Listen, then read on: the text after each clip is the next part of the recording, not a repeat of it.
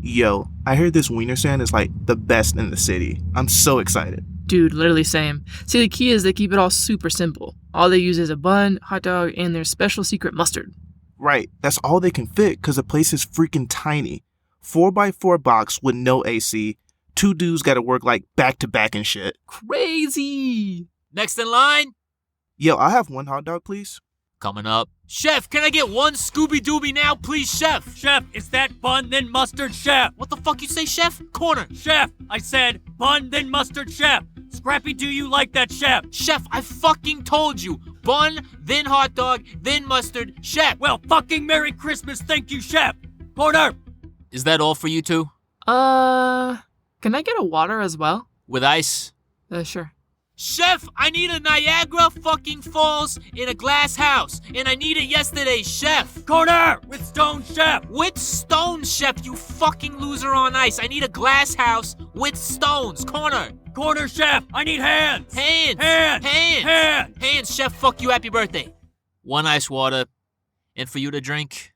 I'm good, man. What? Nobody's fucking talking to you, you sick fucking freak. Chef, I've got a Sahara Desert dry-ass Morton Salt gas for air like Timothy Chalamet in the fucking trailer for Dune 2, Chef. Copy that, Chef.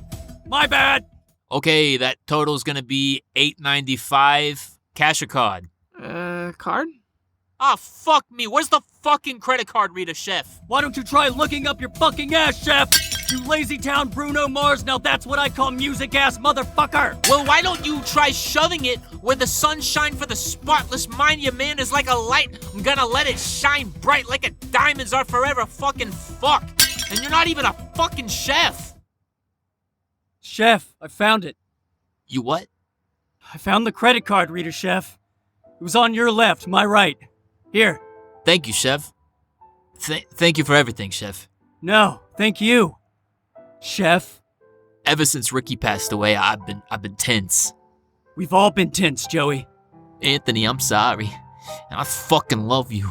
I fucking love you too, you son of a fuck. Hey, what about our hot dogs? Hey, shut the fuck up. It's time for our favorite show on the radio, you sick fuck. Yeah, turn that shit up, cuzzo. Fucking A, jack off. Fuck.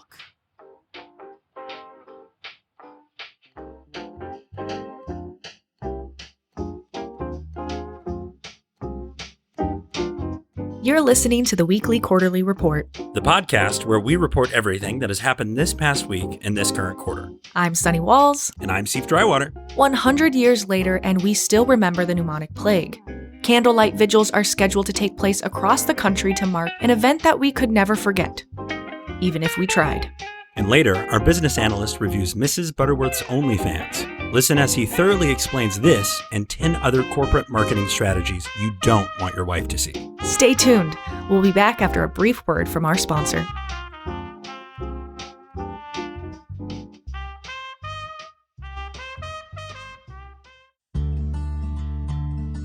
Here at NutriDog, we know pet owners just want what's best for the furrier members of the family.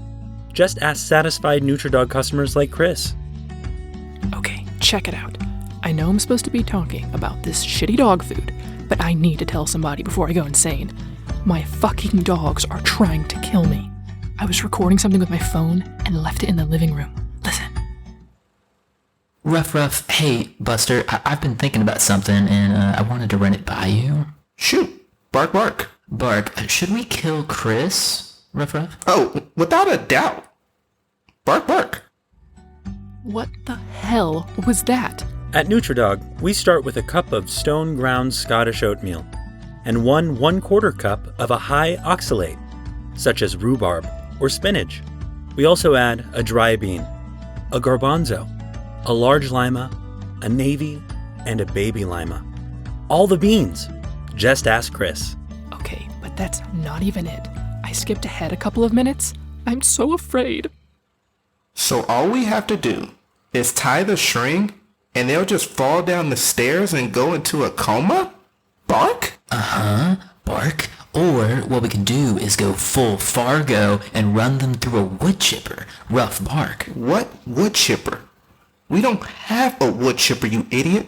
Ruff. Bark. Why do you always get so mad? I'm not mad. I just want them dead so bad, and if we don't have a wood chipper, we can't use a wood chipper. It's not rocket science, dude. Ruff, ruff, bark. See, this is why I refuse to take walks with you anymore. I didn't even know dogs could talk. Dogs love Nutridog.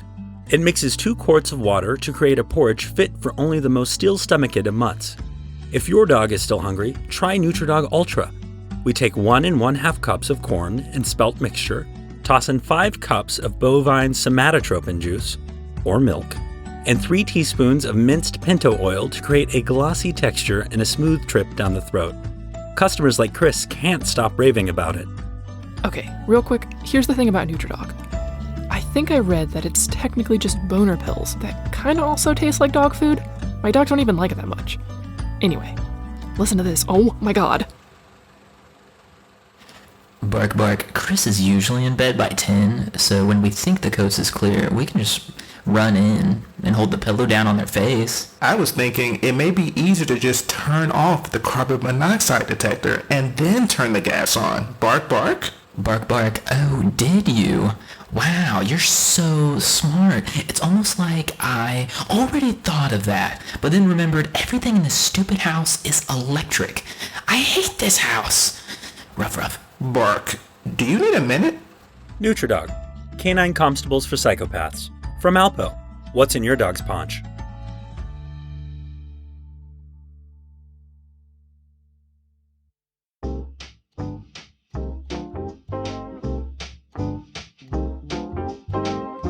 It's time again to celebrate America's favorite sports franchise, the National Recreational Outrage League.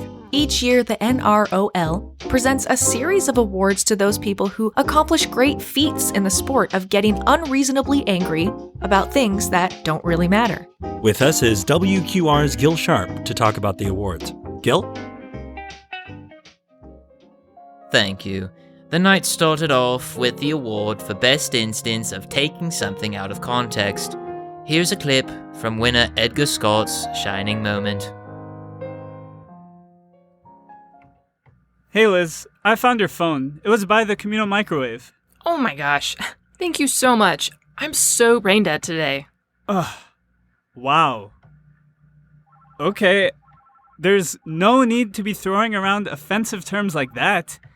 My cousin is a brain dead. I'm sorry, I didn't know. I don't have to stand here and be bombarded by hate speech. I'm reporting you to HR. It was no surprise that Edgar Scott took home the trophy last night. His short fuse and extreme sensitivity reeks of professionalism. The most difficult to judge category was the award for well-articulated contradicting nonsense. After a tense deliberation, it was decided that P.T. Williams would take home the gold. You know, the current state of the Supreme Court really just exemplifies the growing influence of America's anti-woke elite. What's even more sad is that it's only amplified by the liberal media's obvious tilt towards social anarchism. We're essentially in a cage match between an intellectually stunted public and a governmental body that refuses to listen to them. So anyway, Jehovah Jireh, and good night. Perhaps the most lucid speech of the night. Finally, the category for best case of oversimplifying a complex problem by basing the argument entirely on generalizations that aren't supported by evidence was presented to Murray Jacobs. I'm so sick of people blaming social media for all of their issues. It's not like Instagram forced you to have mental illness. If it's causing you that much anxiety, just turn your phone off. Well, I think it's a little more nuanced than that. Please, it's so simple. Believe me, I'm chronically online, and no one I follow has anxiety or an eating disorder. I think people are just looking for an easy excuse. My sister actually has... And that's another thing. Where did all of these fake disorders come from? I have panic attacks literally every day, but you don't hear me complaining about it. Mind over matter. Anytime I feel a seizure coming on, I just bite down on my leather strap and ride it out. You know, like an adult. Inspiring words from an inspiring athlete. Honorable mentions from last night include Hetty Duke for the category Ranting About Cancel Culture, J. Root for Most Passionate About Influencer Drama, and Richard King for Worst Takes on Taylor Swift.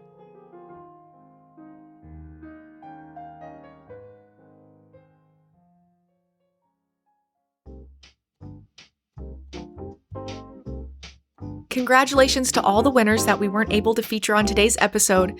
Your relentless and unnecessary rage is definitely something to be marveled at. It really makes you excited for next year's season, doesn't it? You got that right. But now for something a little less lighthearted. With us today is a former member of the sinister sex cult, proctology. Krista Cafferty spent most of her life as a proctologist, but after a series of personal revelations, she has decided to speak out against the church. This is quite possibly the most important interview we've ever released.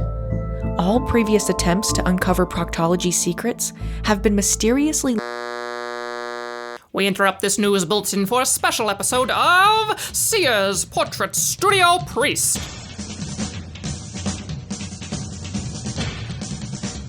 Sears Portrait Studio Priest, the tragic result of a freak accident involving a priest and a Sears truck full of 3x5 standard print portrait sheets. By day, Sears Portrait Studio Priest is a priest that takes pictures at a Sears Portrait Studio. By night, he's asleep by 10 p.m. so he can get up and go to his picture-taking priest job the next day. This is Sears Portrait Studio Priest, brought to you by Squarespace. Today's episode, Sears Priest is cranky.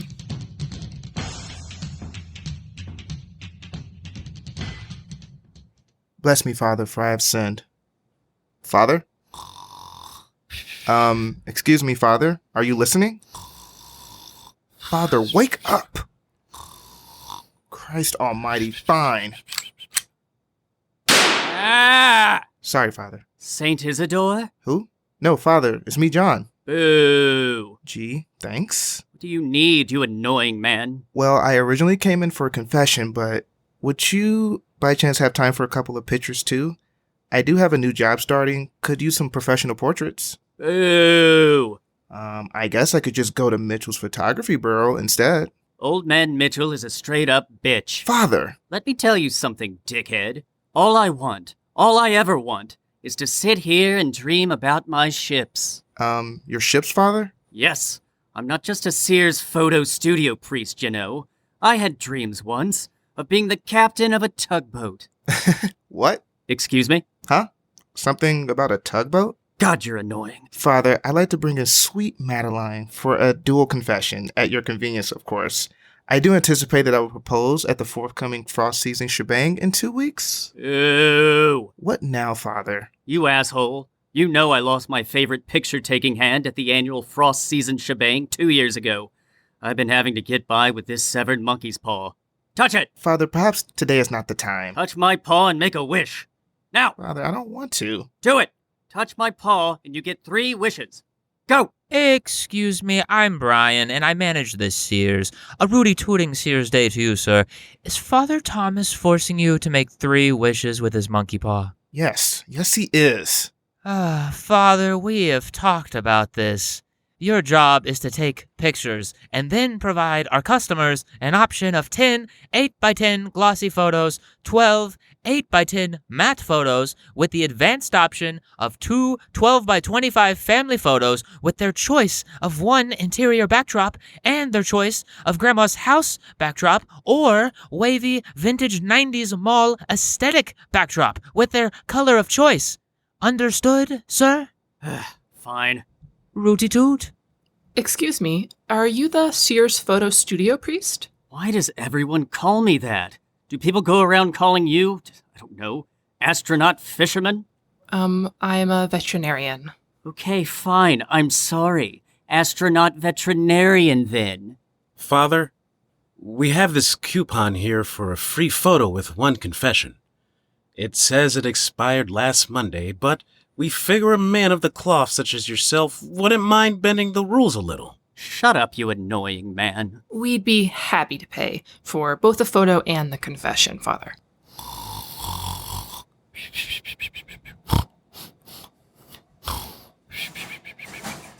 What a putz. And now, a clip from next week's episode of Sears Photo Studio Priest. And then I just walked out without paying. 3 whole cans of Mr. Pibb. Father, be honest. Am I going to hell? Shut up, you annoying man. Next week on Sears Photo Studio Priest.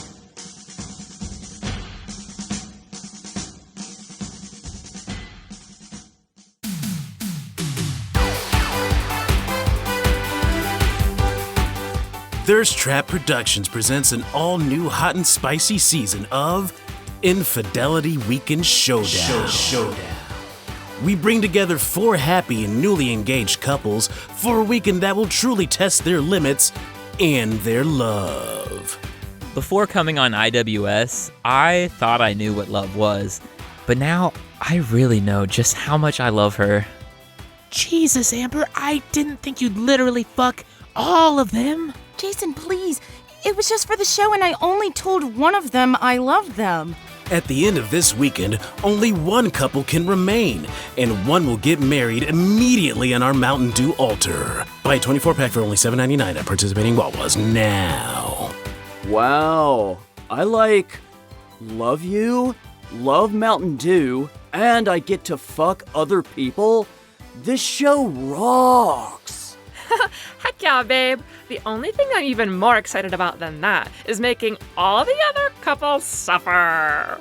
With extreme adultery in their very recent rear view mirror, this lucky couple will take home a grand prize of up to $50 million.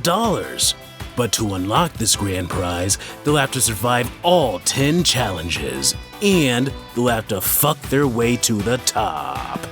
I don't want to do it, Alan. I love you. I love you too, but for $1 million per bang, I'm going to need you to channel our 3-year bed death and put your dick in their asses. Oh, there's more. We heard you, America. This season, the excruciating challenges these couples will endure have been completely decided by your comments on our YouTube channel. This bathtub is taking forever to fill with this fucking gusher juice.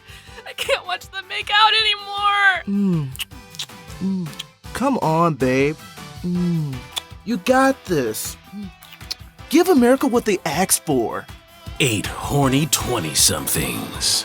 Making $1 million has never been so easy. 8 hall passes. This is like low-key sick. And 8 hearts to be potentially shattered. I don't know if I can ever look at him the same. Can these 4 happy couples survive a weekend of infidelity? Find out Thursdays at 8/7 Central, only on the Roku channel. Why didn't we just try The Amazing Race?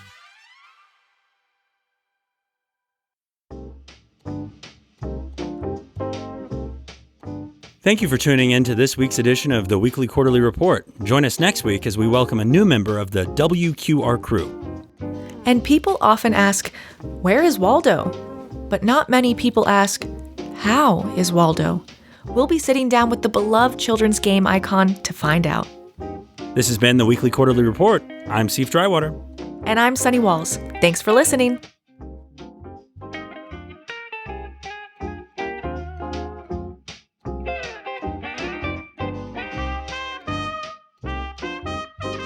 This episode of the Weekly Quarterly Report was written and performed by Chris Canty, Seif Drywater, Josh Gorton, Alyssa Neece, and Tom Vinson, with additional vocal performances by Xzavier Dean, Haley Gillman, Hasan Jafry, and Sonny Walls. The WQR theme music was arranged by Josh Gorton. The Weekly Quarterly Report is executively produced by me, Seif Drywater, with additional production support by Alyssa Neece. If you would like more Weekly Quarterly content, follow us on Instagram and Threads at The Weekly Quarterly Report. And check out our website at weeklyquarterlyreport.com. Again, that's weeklyquarterlyreport.com. Please rate and review us on Apple Podcasts, Spotify, and wherever you find your podcasts. Join us next Monday for next week's coverage of this past quarter.